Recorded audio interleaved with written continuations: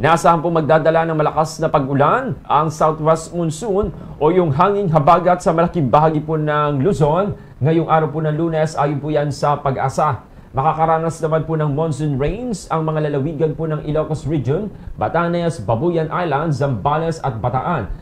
Dahil dito posible po yung mga pagbaha at pagguho ng lupa o yung landslide sa mga nasabing lugar, bunsod po yung katamtaman hanggang sa malakas na buhos ng ulan. Samantala, scattered rain showers at thunderstorm naman ang inaasahan dito sa dako ng Metro Manila, Cordillera, Cavite, Batangas, Palawan, Occidental Mindoro at sa natitirang bahagi ng Central Luzon. Sa ibang panig naman po ng Luzon, magkakaroon din po ng mga isolated rain shower at thunderstorm dahil pa rin po yan sa umiiral na hanging habagat. Sa Visayas naman at Mindanao, asahan naman po ang mga pag-ulan, dulot naman yan ng mga localized thunderstorm. Ayon po sa ulat ng Pag-asa, walang namamata ang low pressure area o LPA na posibleng maging bagyo sa ngayon.